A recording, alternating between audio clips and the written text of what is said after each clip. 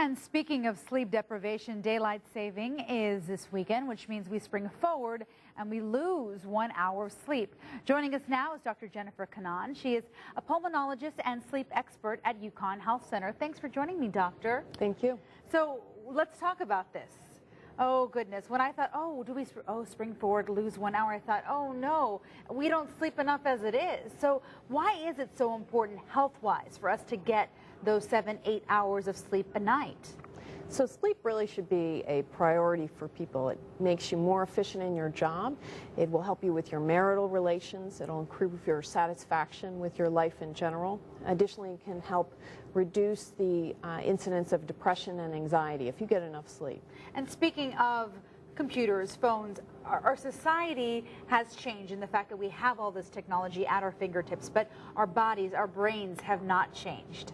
That's important to note. It is. So while these devices can make life more enjoyable and more productive, on the other side, they can cause problems. So they can be mood alerting. They can limit the release of melatonin, which can help promote sleep. And it's something that you really want to limit prior to bedtime. So we know there's a problem. What are the recommendations, things that we can do to make sure that we get the amount of sleep that we so desperately need? So some of the recommendations that we commonly tell our patients are to make sleep a priority, and then also to create an environment that's enjoyable to sleep in, a cool, dark environment where devices such as cell phones are turned off. Limit caffeine and alcohol intake, particularly prior to bed. And as far as this week, it's Sleep Awareness Week? It is. That's interesting, especially leading. Is it because it's tied into daylight saving? Exactly. Okay. And as far as when we choose, you're saying make sleep a priority. How about some people who perhaps work like ourselves? We work an overnight shift, and sometimes you have a baby, or you have this, or you have that, and you can't get the certain amount of hours. Would you recommend perhaps sleeping in like 3 or 4 shifts and then sleeping again another 3 or 4 hours? What if those people cannot have the full 8 hours in a row, you know? So people who work shift work have particular challenges that they have to deal with.